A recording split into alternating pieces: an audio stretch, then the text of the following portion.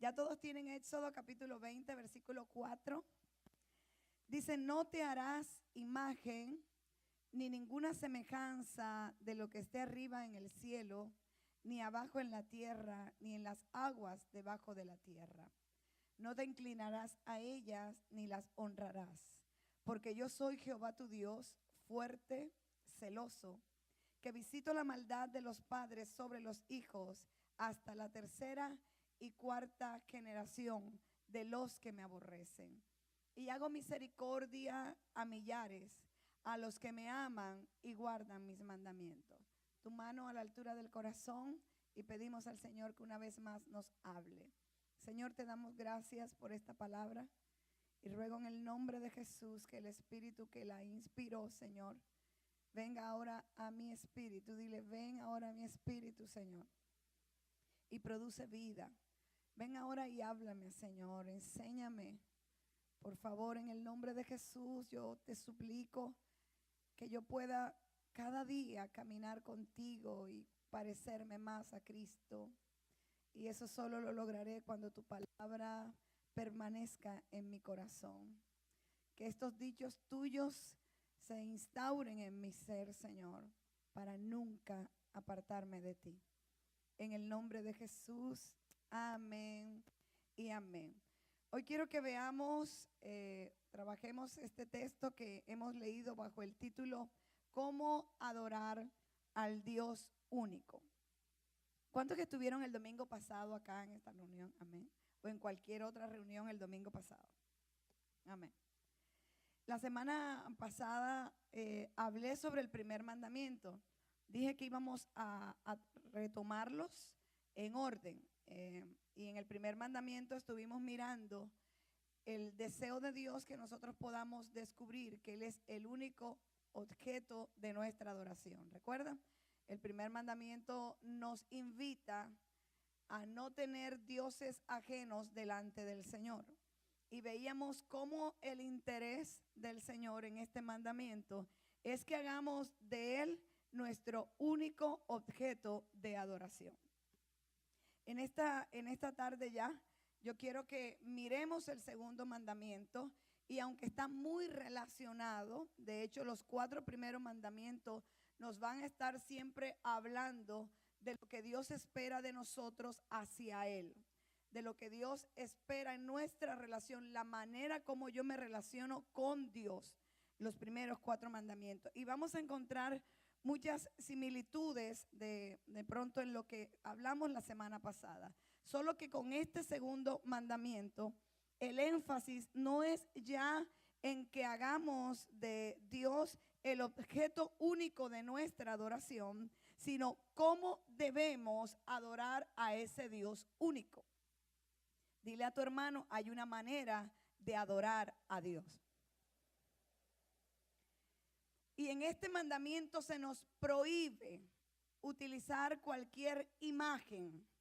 Se nos prohíbe utilizar cualquier elemento, cualquier figura que nos ayude a adorar a Dios. Y quiero que rápidamente veamos lo que yo considero que son 3 principios muy sencillos, muy prácticos, muy básicos, diría yo, para adorar al Señor de manera correcta. Cuando hablamos de adoración, y es un tema que aquí en este ministerio se ha trabajado, tenemos claro que la adoración es un acto de contemplación, ¿verdad? Sin embargo, todavía hay personas que asocian la adoración a Dios como un estilo de música, por ejemplo, como un estilo en las melodías que entonamos en las congregaciones evangélicas. Entonces creemos que hoy, mientras alabábamos, por ejemplo, mientras cantábamos las primeras 4 canciones, estábamos alabando a Dios. Y que cuando estábamos cantando Hosana, era el momento en que estábamos adorando a Dios. Porque hemos limitado la adoración a canciones lentas, donde podemos levantar las manos, siendo esto una idea inadecuada de lo que es la adoración, porque igual yo puedo adorar a Dios mientras salto, Igual yo puedo adorar a Dios mientras hago palmas. Igual yo puedo adorar a Dios mientras doy fuertes vueltas como lo hizo David. El concepto de adoración en la Biblia es un acto de contemplación. Es un acto de declarar la grandeza de Dios. ¿Quién es Dios? Su naturaleza. Pero hoy no me voy a detener en hablar sobre lo que es el concepto de adoración, sino cómo tú y yo podemos adorar a Dios de la manera correcta. Y estos tres principios tienen que ver con, primero, comprender. Dile a tu hermano, hay que comprender, hay que aprender y hay que obedecer. Comprender, aprender y obedecer. La adoración al único Dios debe ser en comprensión. O sea, yo debo comprender, por ejemplo, que a Dios no se le puede adorar ni siquiera a Él mismo de manera indigna. Y es lo que Él está diciendo al pueblo de Israel. No se hagan imágenes, no se hagan semejanza, no idealicen quién soy yo, porque eso es indigno de mí. Nosotros no podemos imaginarnos a Dios. Cuando tú y yo lo hacemos, cuando tú y yo tomamos alguna imagen, puede ser física o ideológica, estamos desvirtuando el concepto real de quién es Dios. Para que nosotros podamos adorar a Dios correctamente, tenemos que comprender que se requiere de una adoración espiritual. El versículo 4 y 5, dentro de lo que acabamos de leer, nos dice que no nos hagamos ninguna semejanza de nada de lo que existe ni en el cielo, ni en la tierra, ni debajo de la tierra. Y el Señor se presenta una vez más. Recuerdan que la semana pasada dije que Dios parece que hubiera sacado unas credenciales, como Dios le decía al pueblo, no tendrán dioses ajenos delante de mí, porque, y les dice todo lo que había hecho en Egipto por ellos. Recuerdan, dijera como si Dios hubiera traído las credenciales y dijera, este soy yo. Pues una vez más en este pasaje, Dios vuelve a referenciarse, Dios vuelve a presentarse y le dice, ustedes no tendrán una imagen de mí, ustedes no se van a tomar el trabajo, no se afanen en intentar imaginar ni crear algo que ustedes consideren que soy yo. Porque dice, yo soy celoso, yo soy Dios todopoderoso.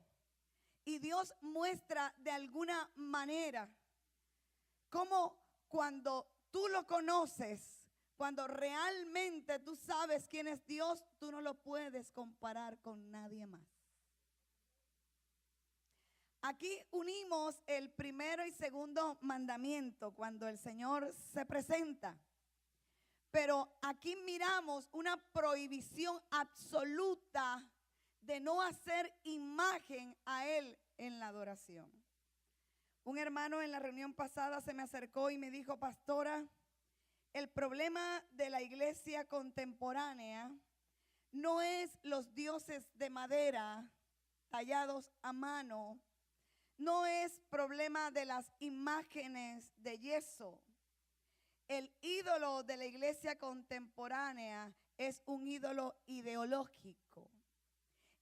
Son los conceptos irracionales que tenemos de la deidad. Y es así. Recuerden que el domingo pasado les hablé de los dioses posmodernos. No nos guiamos, no nos postramos ante una imagen, no nos postramos, no llevamos colgada tal vez una imagen, pero sí nos postramos ante cosas, situaciones, personas, y le atribuimos a esas cosas, personas, situaciones, la autoridad que solo debería tener Dios en nuestra vida por ser Dios sobre todas las cosas. Y Dios le vuelve a decir a su pueblo, no se hagan imagen. Ustedes no pueden tratar de pensar que con una imagen se van a ayudar para poder adorar. Nuestra adoración no puede estar centrada en lo que veo. Nuestra adoración en Dios tiene que estar centrada en quién es Él, en lo que Dios se ha manifestado. Cuando nosotros hablamos con personas que tal vez practican la religión tradicional y llega un momento en que tú le tienes que hablar sobre este tema, la mayoría de ellos te van a poder decir, pero sabes, yo no adoro la imagen, yo no adoro el cuadro, yo no adoro la estampa. Yo lo que hago es tomarla para que me ayude a visualizar lo que es Dios y así puedo entrar como que más fácil. Tengo algo de referencia. Mis queridos y queridas, no se pongan a discutir sobre ese tema. Simplemente llévenlos a Éxodo 25 y ya. No te harás imagen. No te harás algo que tú consideres que puede ser semejante a Dios. Porque la Biblia dice que cuando tú y yo hacemos esto, una imagen deshonra a Dios.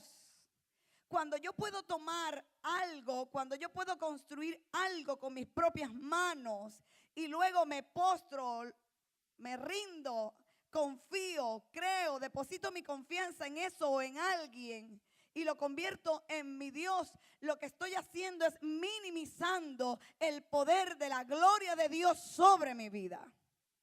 Yo no puedo imaginar que algo o alguien que fue creado pueda ser mayor que el Dios que lo creó. No sé si me explico.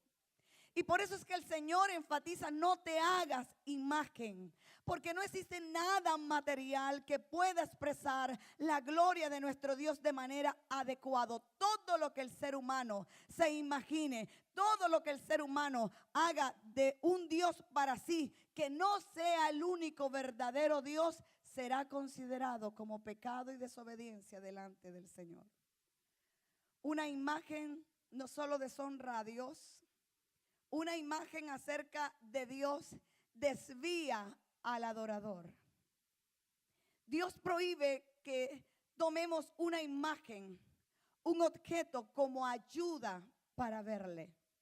La Biblia es clara en Juan 4:24 cuando dice, Dios es espíritu. Y por eso todos los que le adoran tienen que adorarlo en espíritu y en verdad. ¿Cómo nosotros vamos a poderle dar a Dios un diseño?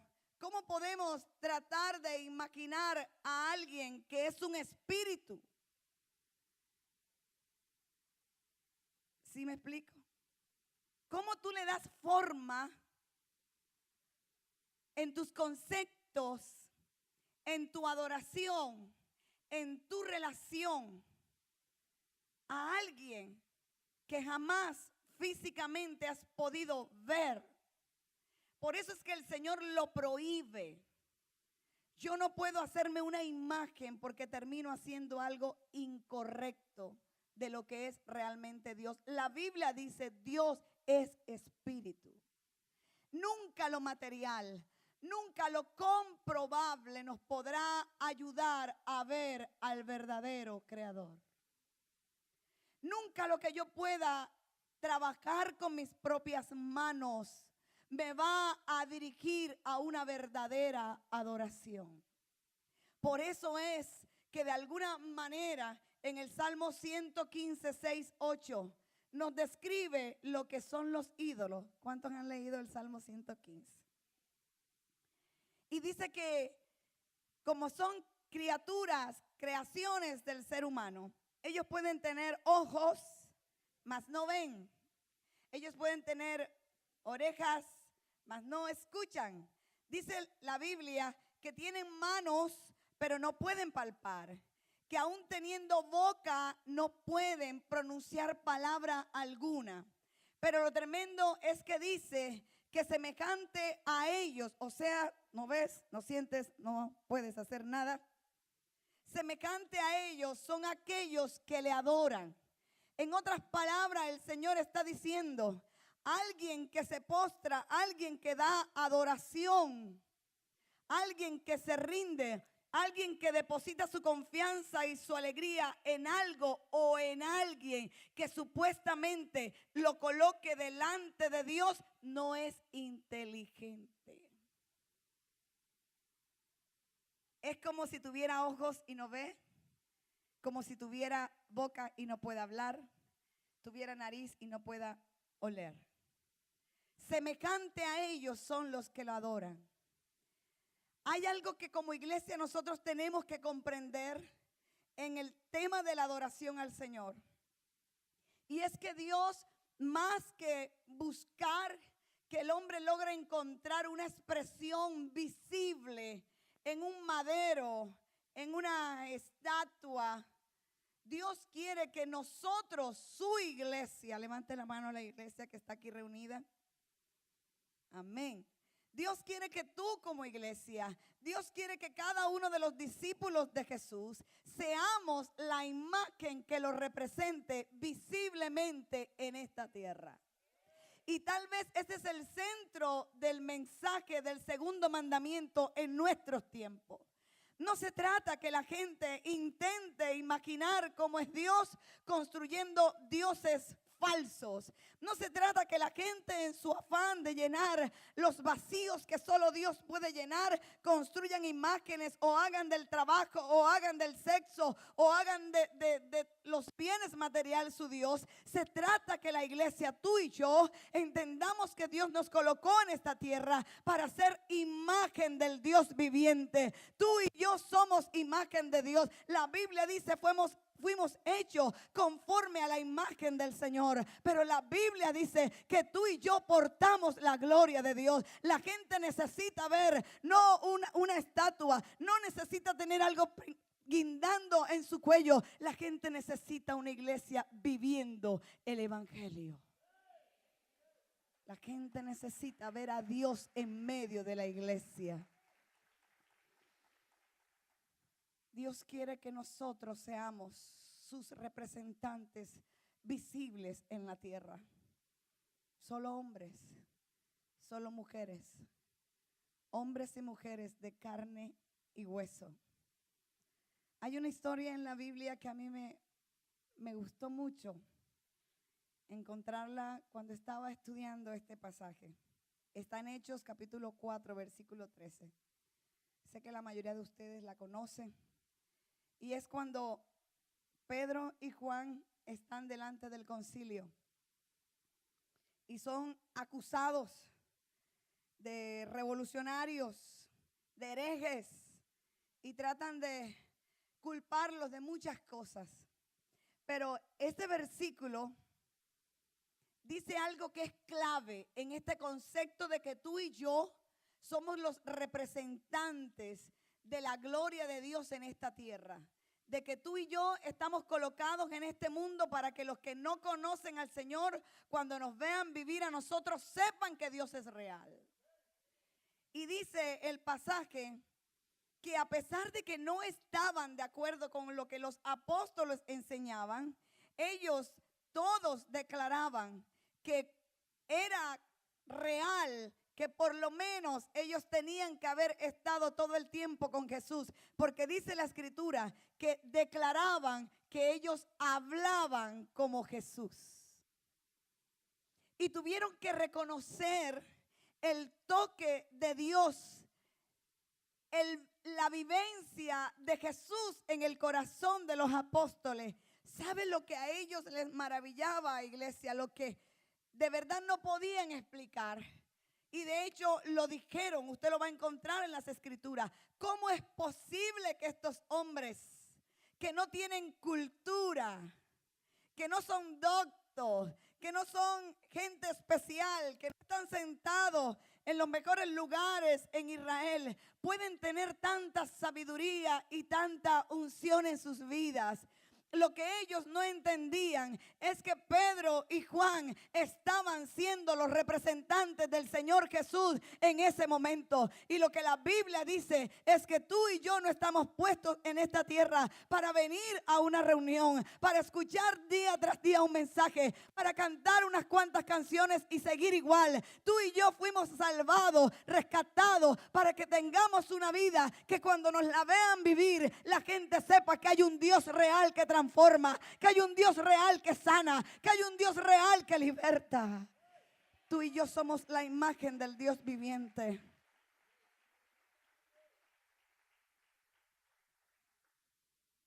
A ellos se les notaba la imagen de Jesús en sus vidas, en su manera de hablar. Quiero dejar una pregunta en sus corazones en esta tarde.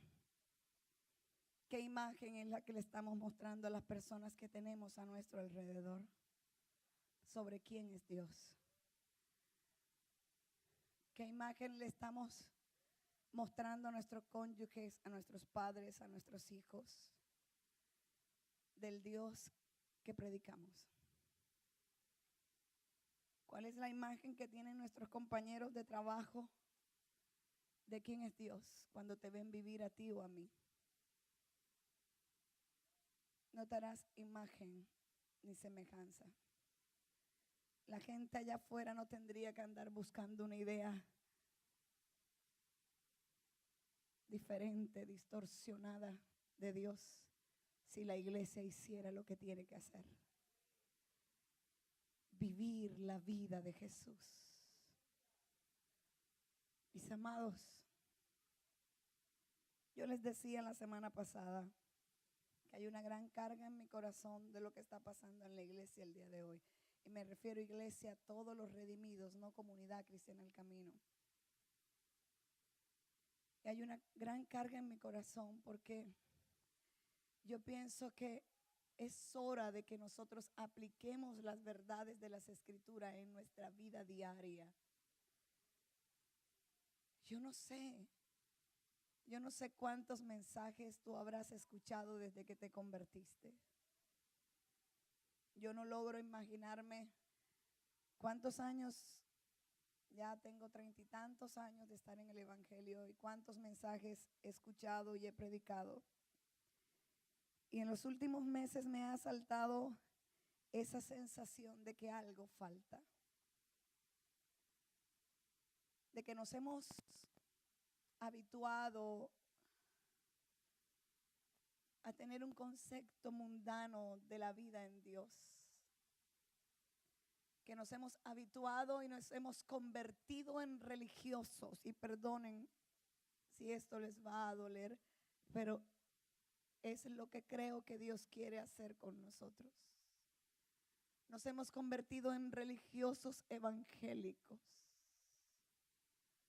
Nos hemos convertido en gente que cambió el agua bendita por la oración instantánea con aceite ungido. Nos hemos convertido en gente que dejó de ir a confesarse con un sacerdote y dejarle la responsabilidad al sacerdote de sus pecados, y lo hemos trasladado al pastor o al líder. Y creemos que es responsabilidad del pastor y del líder que mi vida espiritual crezca, que mi vida espiritual se desarrolle, que es su deber.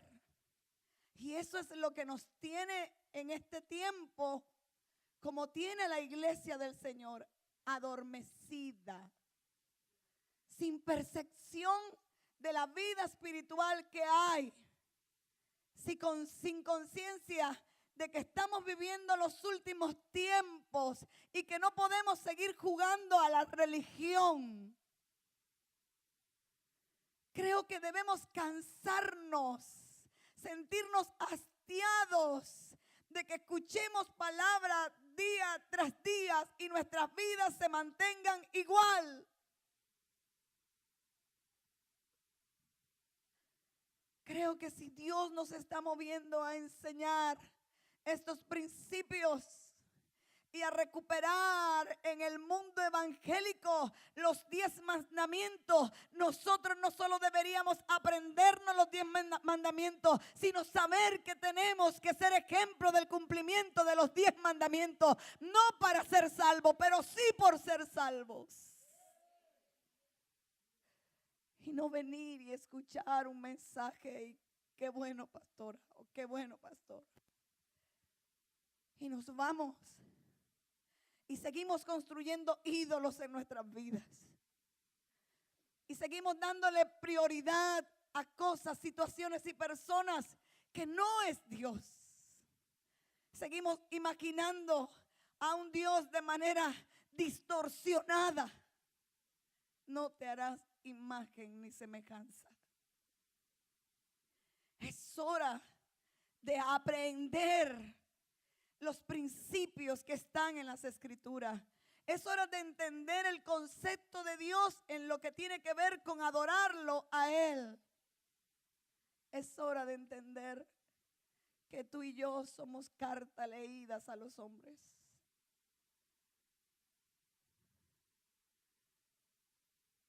Si hoy nos quitaran todas las Biblias y no pudiéramos pararnos en una oficina y citarle el Salmo 91 o el 23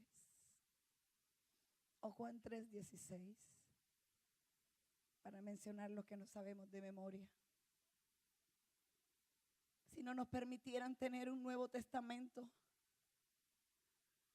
yo pregunto en esta tarde, ¿la gente sabría quién es Dios cuando te ve a ti y a mi vivir? La gente podría saber que no tienen que imaginarse cómo es Dios ni crear una imagen de Él incorrecta, que tú eres la manifestación de la gracia, misericordia y poder de ese Dios de la Biblia. Iglesia, no podemos seguir jugando a la religión. Hay que vivir para Dios. Él tiene que ser el centro. Yo no puedo imaginar algo imaginable. Él es demasiado grande. ¿Qué ven los demás de nosotros? ¿Qué ven en nuestra casa cuando no hay dinero? ¿Qué ven en nuestra casa cuando hay diferencia entre los cónyuges o entre papá y mamá? ¿Qué ven? ¿Ven al Dios de amor? ¿Ven al Dios de gracia?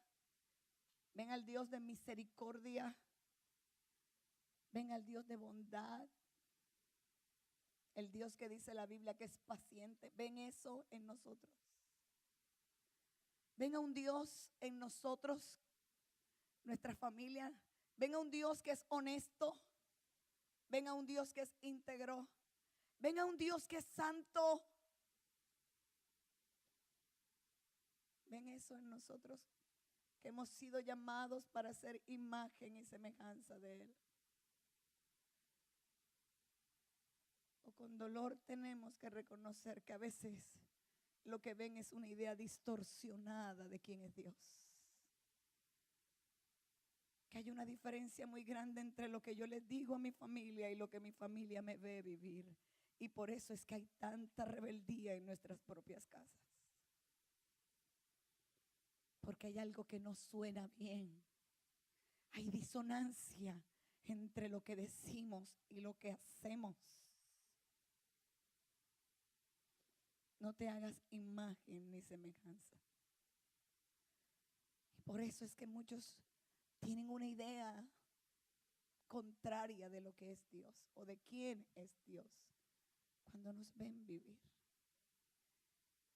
Y la raíz, la matriz de este mensaje, de este mandamiento, es que comprendamos, mis amados, que tú y yo somos imagen, somos representantes de Cristo aquí en la tierra. No eres un simple evangélico que no tiene nada que hacer un domingo y se viene a encerrar en 4 paredes.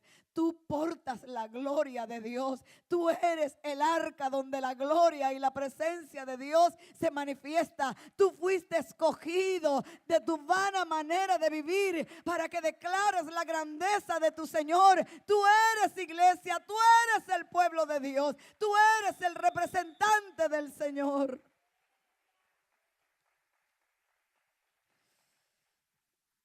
Eso es lo que este mandamiento nos requiere hoy. Que podamos comprender qué clase de representación somos en esta tierra de nuestro Señor. Segundo, la adoración al único Dios debe ser con conocimiento, con comprensión, con conocimiento. Tiene que ver con aprender algunas cosas sobre esto. Y una de las cosas que tú y yo tenemos que tener claro como iglesia es que un ídolo va en contra de la naturaleza de un Dios invisible. No podemos intentar materializar lo que es inmaterial.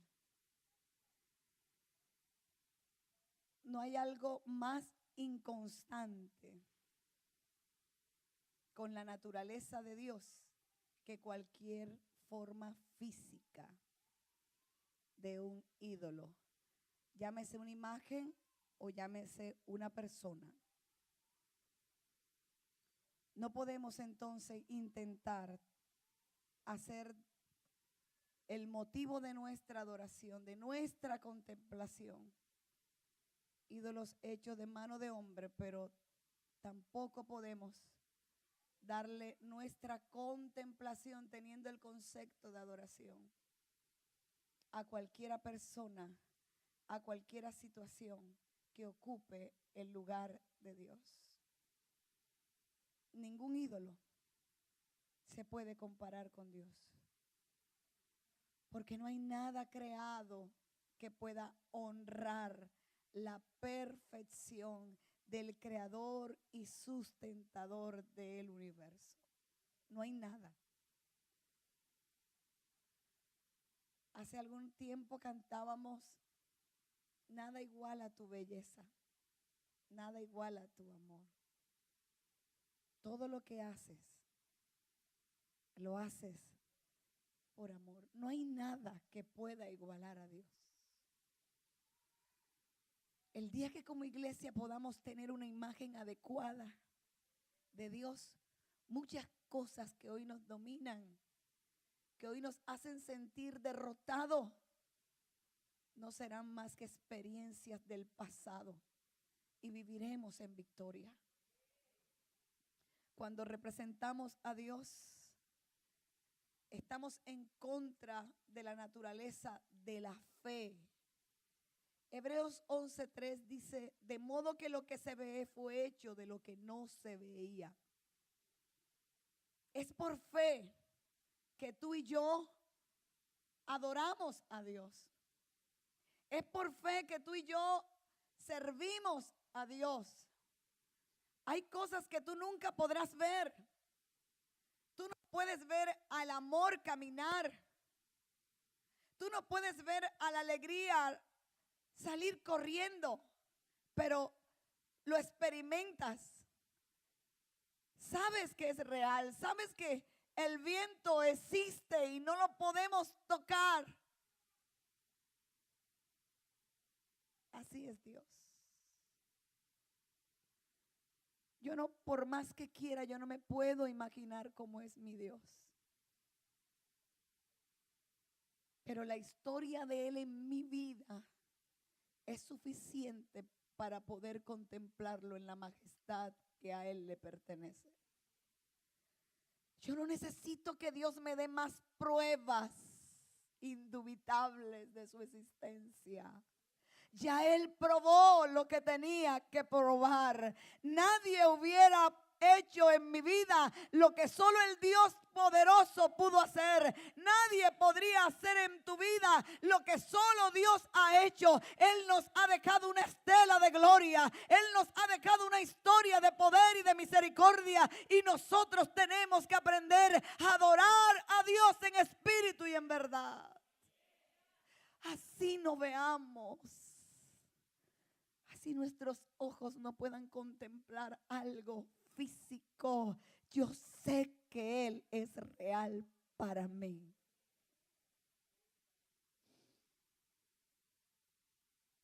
Como Eder y Wendy no podrán creer en un Dios que hace milagro cuando hoy están presentando una niña que no debía nacer. ¿Lo vieron algún día llegar y colocarle las manos a Wendy en su abdomen? No lo vieron, pero creyeron. Y tu fe y mi fe atrae lo invisible de Dios y lo hace posible. Por eso es que la Biblia dice, sin fe es imposible agradar a Dios. Porque el que se acerca a Dios para adorar, tiene que saber que Dios existe. Tiene que saber que Dios es real. Tiene que conocerle. Tiene que haber experimentado que no es una historia, que no es algo que alguien se imaginó. Dios es real. Dios es real. Y no podemos imaginarnos a Dios. Cuando tratamos de imaginarnos cómo es Dios, estamos en contra del mandato de darle a su Hijo, a la persona de Jesús, la adoración que le corresponde. ¿Sabes? Cuando Dios de manera deliberada prohibió hacer esa imagen de lo que Él era, de quién era, es porque el Señor sabía que se revelaría a sí mismo a través del Señor Jesucristo. Es como si el Señor les dijera a ustedes, ¿para qué van a perder el tiempo imaginando cómo soy? Yo les he dejado huellas en la vida, en la naturaleza, en sus vidas. Cuando eran simples esclavos, yo los liberté. Pero si eso fuera poco, un día la Virgen concebirá y un día verán toda mi gloria a través de Él. Cuando el Señor impide, cuando el Señor les prohíbe la adoración a través de imagen, representaciones, lo que está diciendo es, un día ustedes me conocerán cara a cara. Jesús dijo, el que ha visto al Hijo, ha visto al Padre. Si tú quieres conocer a Dios, tienes que tener a Jesús en tu vida. No hay otra opción, no hay otra persona. Por eso es que Pablo dice en Filipenses, por lo cual Dios también le exaltó hasta lo sumo, hablando de Jesús, y le dio un nombre que es sobre todo nombre, para que en el nombre de Jesús se doble toda rodilla de lo que están en los cielos y en la tierra y debajo de la tierra, y toda lengua confiese que Jesucristo es el Señor, para gloria de Dios Padre. Él es la gloria del Padre. Él es la imagen perfecta. Cuando no comprendemos, entonces adoraremos de manera inadecuada. Por eso es que Jesús enfatizó la importancia de adorar en espíritu y en verdad. Juan capítulo 4, 20 al 24 es una historia muy conocida. La mujer samaritana. Ella viene discutiendo todo el tiempo y tratando de decir de qué manera se debía adorar. Y Dios la lleva, a Jesús la lleva a una verdad. Le dijo, mujer, este es el momento y es la hora en que los verdaderos adoradores adorarán al Padre en espíritu y en verdad. Los verdaderos. Y dice, a tales adoradores busca el Padre. Hoy tenemos una idea distorsionada de la imagen de Dios. Hoy es fácil deteriorar el concepto de Dios. Y muchas veces ese concepto inadecuado tiene que ver con experiencias vividas por cada uno de nosotros, que nos hicieron concebir un concepto errado de lo que es Dios. Y para algunos, Dios es un Dios aterrador. Para algunos tienen la idea de que Dios es un Dios que carga moralmente. Otros piensan que Dios es un ser que todo el tiempo nos tiene reprimidos y nos encoge moralmente. Por eso es que para algunos el concepto, la idea de Dios es una carga pesada. Por eso, aún para algunos evangélicos, el concepto de Dios es diferente a lo que la Biblia enseña. A veces tenemos un concepto de Dios dentro de nuestras congregaciones como un viejito amargado, como un padre castigador, que yo tengo que ver todo el tiempo cómo me conduzco, qué digo, qué hago, porque si no, papá saca la correa y me da.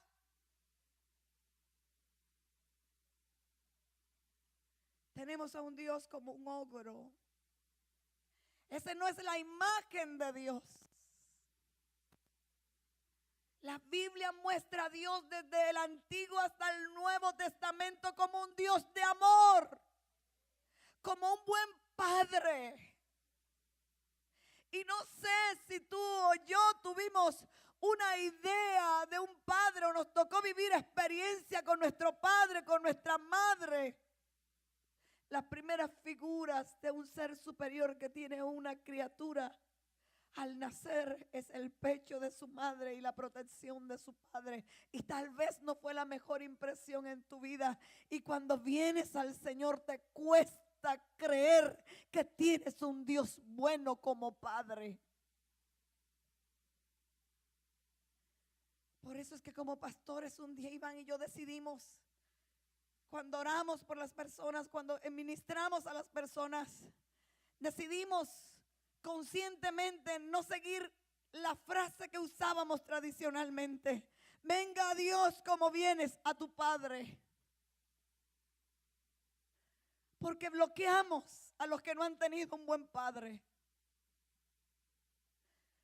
Porque seguimos diciéndole: tienes que hacer algo para conquistar la aprobación de tu padre o de tu madre. Y ese no es el Dios de la Biblia. Al Dios de la Biblia yo no tengo que hacer nada para que me ame. Al Dios de la Biblia no le asombran mis errores. Al Dios de la Biblia no lo espantan mis fracasos. Al Dios de la Biblia me ama incondicionalmente. Ideas irracionales de Dios, no te hagas semejanza, no te hagas una imagen, una idea de quién es Dios, porque ese no es el Dios de la Biblia. El Dios de la Biblia es un Dios que cuando te vio a ti destruido, cuando vio que no había esperanza, cuando vio que el pecado te dominaba y me dominaba, decidió desprenderse de lo más amado en el cielo. Decidió enviar a Jesús a tomar tu lugar y mi lugar, para que cuando hoy venimos a su presencia, Él no ve tus cualidades, Él no ve tus errores, Él ve la sangre del Cordero, Él ve la sangre de Jesús que cubre tu vida y te hace acepto delante del Padre. No os hagáis imagen ni semejanza de Dios, porque ese no es nuestro Dios. No es el Dios que para amarte tienes que hacer 30 días de ayuno. Ahora no te vayas contento, la pastora dijo que no ayunamos. No, Señor, vamos a empezar un proceso de oración y ayuno. Pero tú no tienes que ayunar para que Dios te ame. Él te amó. El ayuno va a ayudarte a ti a crecer. El ayuno va a quebrar tu carácter, te va a hacer cada día más sensible a la presencia de Dios. La oración va a trabajar con tus emociones enfermas, dañadas, y te va a acercar más al corazón de Dios. Pero nada de eso te hará más amado por el Señor. Él ya te amó. Él ya te perdonó cuando Jesús murió en tu lugar y en el mío.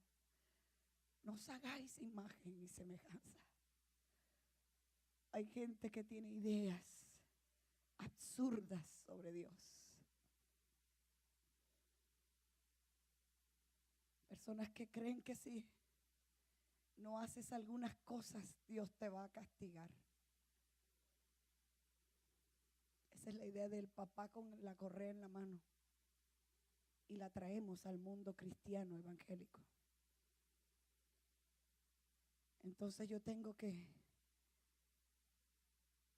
hacer todo el tiempo algo para conquistar el corazón de Dios. Porque si no me castiga. Y no solo lo traemos culpa a nuestra vida, le imponemos culpa a los creyentes, a nuestra familia. Es que la hermana se le presentó una enfermedad. ¿Quién sabe qué habrá hecho? Es castigo de Dios.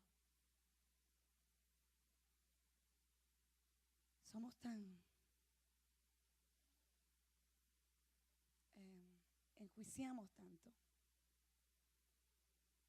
Para los que tienen ese pensamiento, no sé cómo podrían definir que Pablo oró 3 veces incesantemente para que Dios quitara lo que él llamó el aguijón, y el Señor le dijo: ¿sabes qué, Pablito?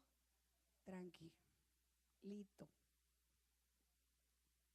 no hay problema, bástate mi gracia y vas a ver que mi poder se perfecciona en la debilidad.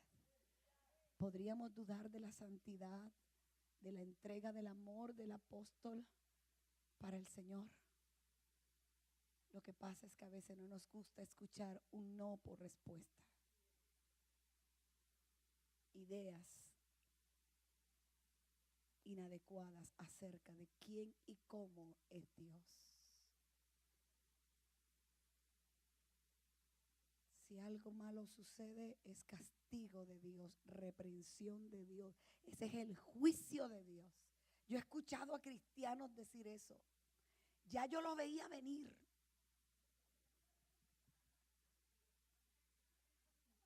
Yo les decía el domingo pasado, usted no tiene ni idea de lo que uno escucha en consejería. A veces tengo que salir, encerrarme en mi cuarto y decir: Padre mío, guarda mi corazón.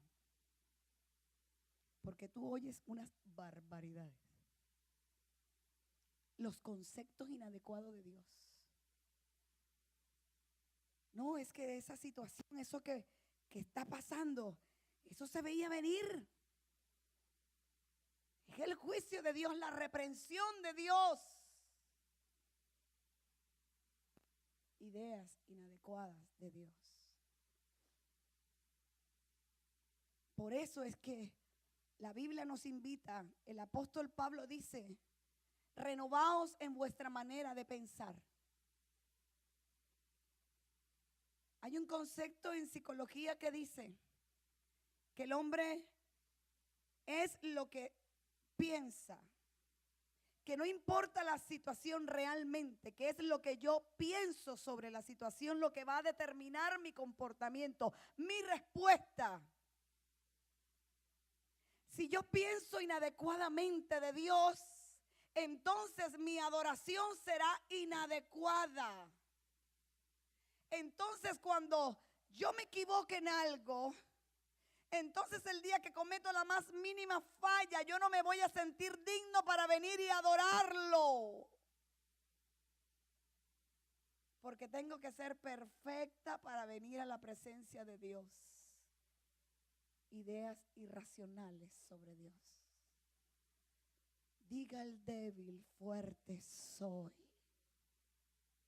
Es en su presencia, es mientras le contemplas que Él te ayuda a ser mejor cada día. No hay otro camino.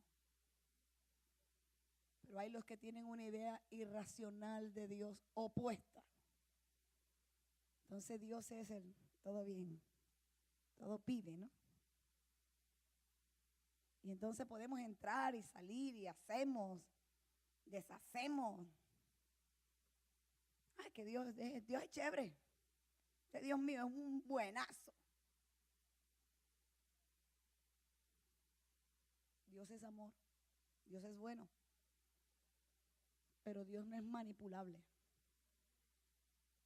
Y Dios no se complace del pecado. Hay gente que tiene la idea de Dios como un hombre al cual tú puedes manipular. Y entonces yo hago las cosas, yo vengo y es que Dios debe estar contento hoy, pastora, porque a mí me habían invitado a un asado y dije que no, yo me voy para el culto mejor y el Señor tiene que estar feliz allá brincando en el cielo porque ay, mi hijita, mi hijito decidió venir a honrarme. ¿Sabes qué? Dios no necesita ni de ti ni de mí. Vengas o no, Él sigue siendo Dios. El que necesita del Señor es Él y tú y yo. El que necesita crecer al oír la palabra, al adorar, somos nosotros. Dios es Dios. Creemos que podemos manipular al Señor con nuestro servicio. Hay otros que se van más lejos y dicen, no, es que yo quiero que Dios haga tal cosa en mi vida, entonces voy a pactar. O voy a dar una tremenda ofrendaza, porque ya entonces no es ofrenda, es una ofrendaza. Dios no es hombre a quien tú lo puedes comprar. Es un irrespeto. Es un irrespeto que un ser creado como nosotros pretenda que con algo que pueda hacer o decir va a meterse a Dios en el bolsillo. Es un irrespeto, iglesia. Y por eso es que en este ministerio nosotros en eso somos así. Porque no hay nada que yo pueda hacer. No hay nada que yo pueda hacer que pueda comprar un favor de Dios, que pueda comprar el amor de Dios. Eso es una idea absurda, descabellada de quién es Dios. Dios es santo, Dios es poderoso, Dios es el dueño del universo. La Biblia dice que suyo es el oro y la plata. ¿Qué necesita Dios de ti o de mí? Es un atrevimiento pretender que yo puedo manipular a Dios. No os hagáis imagen ni semejanza. Eso lo pueden conseguir allá afuera. Pero el Dios de la Biblia no es un Dios al que podemos manipular. No te lo imagines de esa manera. La Biblia enseña, y con esto termino, el celo que Dios cuando descubre o cuando tú y yo adoramos de manera inadecuada por el concepto que tenemos preconcebido de Dios, no seremos ajenos a las consecuencias que tiene el quebrantar el segundo mandamiento. El versículo 5 dice, además de todo lo que no debemos hacer, dice, porque Dios es celoso. Dile a tu hermano, tenemos un Dios celoso. Ay, ya sé lo que están sintiendo más de uno. En el Antiguo Testamento, Dios muestra su celo por su pueblo como el esposo amoroso y celoso por su fidelidad. En otras palabras, el celo del cual la Biblia dice con que Dios nos cela, no es el celo nuestro. No es ese celo carnal, mundano, de inmadurez, enfermizo.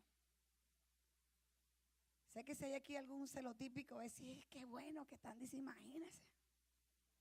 Si Dios es celoso que se deja para mí, qué pena que por ahí no es la cosa. Este no es el celo nuestro y le voy, simplemente algo tan sencillo. A ver, ¿por qué nosotros sentimos celos de otras personas? Inseguridades. ¿Por qué más? Miedos. Baja autoestima. ¿Por qué? que son nuestros posesivos, ¿ok? No es verdad que, voy a hablar con nosotras las mujeres primero, no es verdad que nosotras podemos sentir celo de otra mujer. De pronto vemos entrar una hermana así toda bendecida por el Señor. Y la vemos y uno la mira de arriba abajo. Dios mío, o sea, qué bendición de hermana, Padre. Y ay, ¿qué te pasó conmigo? ¿Qué pasó, Señor? ¿Qué pasó? Y empezamos a sentir todo eso que ustedes han dicho. Inseguridad, temores. No vinieron a este culto, bendito Dios.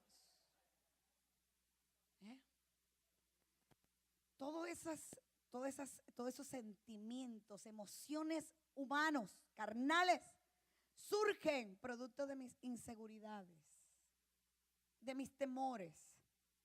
El hecho de sentir de que esa persona es superior a mí en algo me aterra y me pongo celosa.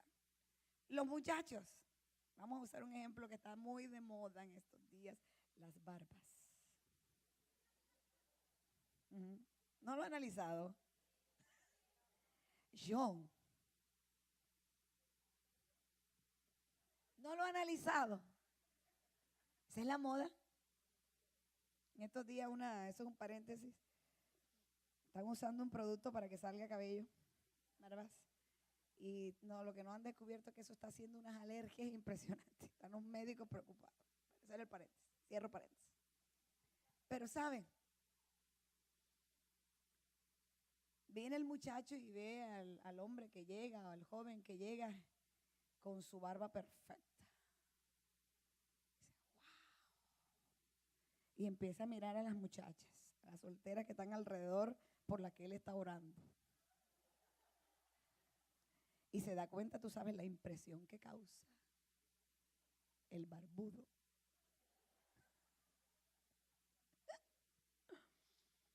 Ajá, Señor. Mira ese hermano. ¡Qué barba, Señor! ¿Y qué te pasó conmigo? Ni un pelito en la cara. ¿Qué es eso, Señor? Entonces evita a toda costa que las hermanas vean al barbudo. Venga, amigo, vamos a coger por aquí. La salida es por allá, pero prefiere darse toda la vuelta para que no se encuentren con el hombre con la barba perfecta. ¡Celos!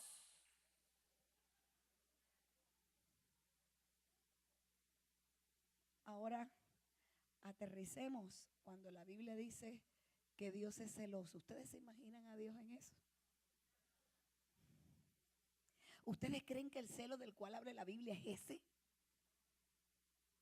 Mire, esto es lo definitivo, para que si hay alguna idea por ahí irracional sobre la imagen de Dios que tenemos, un Dios celoso así, como todo carnal, que ay no, cuidado, es que yo no quiero que ustedes adoren a otro Dios, porque es que ese es mejor que yo, ese tiene más poder que yo. ¡No! Dios no tiene rivales. Dios no tiene nadie que se le pueda asemejar. El Dios al cual servimos tú y yo es Dios único. No hay otro, no hay alguien mejor o no mejor. Él es único. Dios no tiene por qué sentir celos de nadie. Entonces, pastora, ¿por qué está ese versículo ahí en otras partes? Bueno, porque el celo de Dios no es sobre nosotros. Dios no es celoso de nosotros. Dios es celoso por nosotros. Qué lindo es. Dios no quiere que seamos celosos con nuestros hermanos. Dios quiere que seamos celosos por nuestros hermanos. El celo de Dios en la Biblia implica preocupación por nuestro bienestar. Es como si Dios con su celo colocara un cerco alrededor.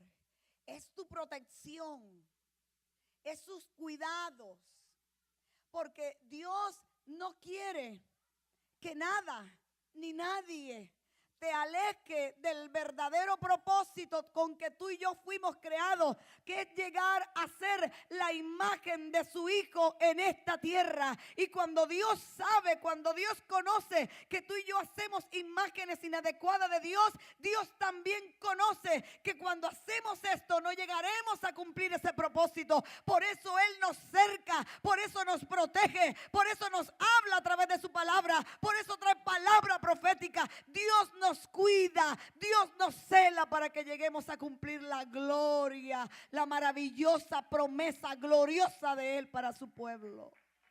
De esa manera Dios te cela y me cela. Y por último, la adoración al Dios único debe ser un acto de obediencia. No se trata de lo que creo o no, se trata de lo que Dios dijo.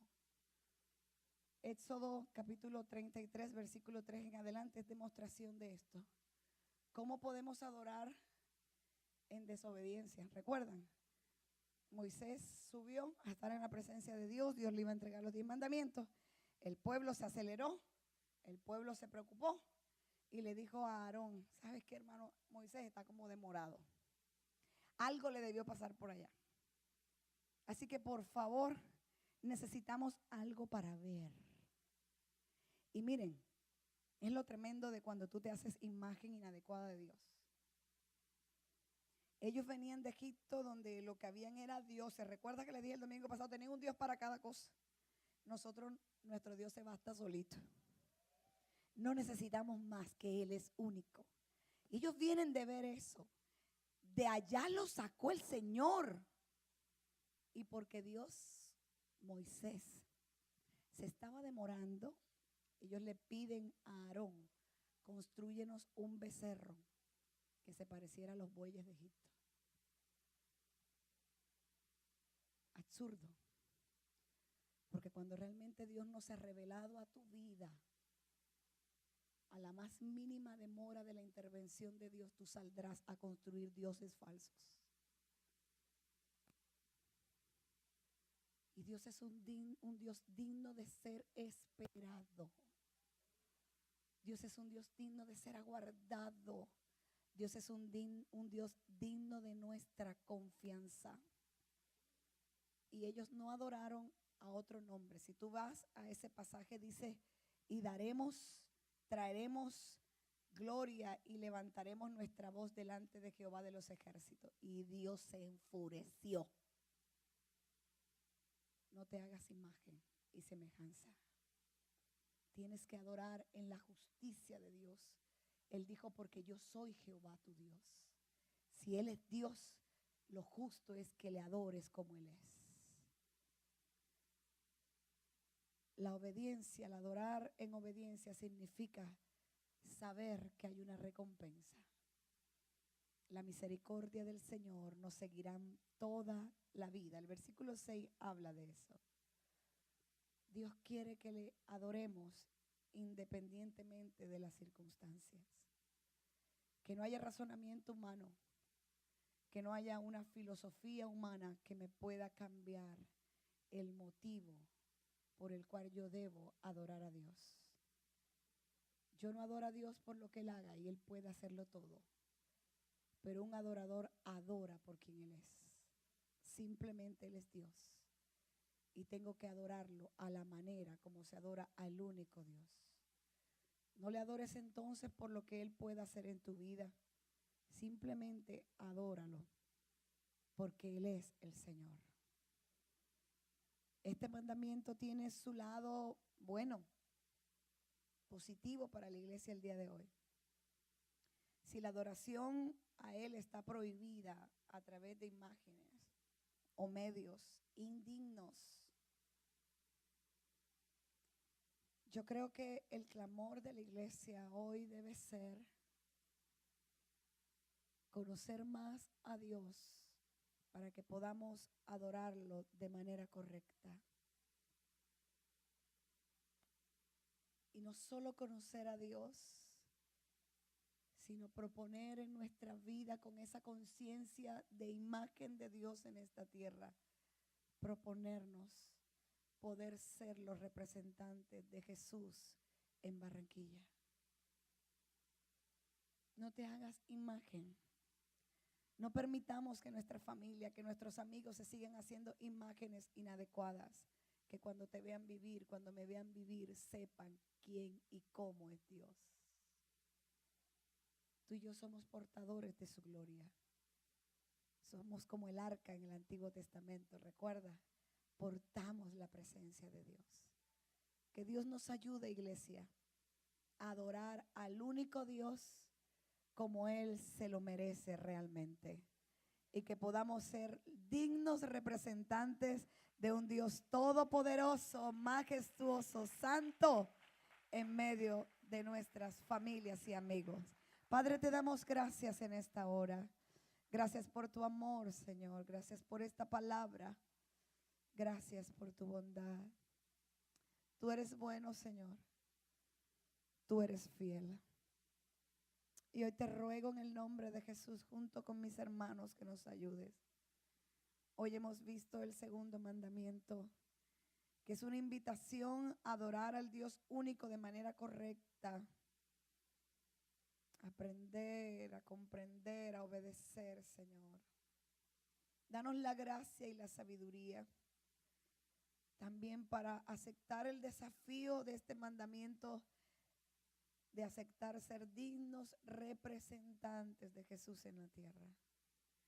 Habrá personas que jamás leerán el Evangelio, que jamás leerán una Biblia, pero nos verán vivir, Señor.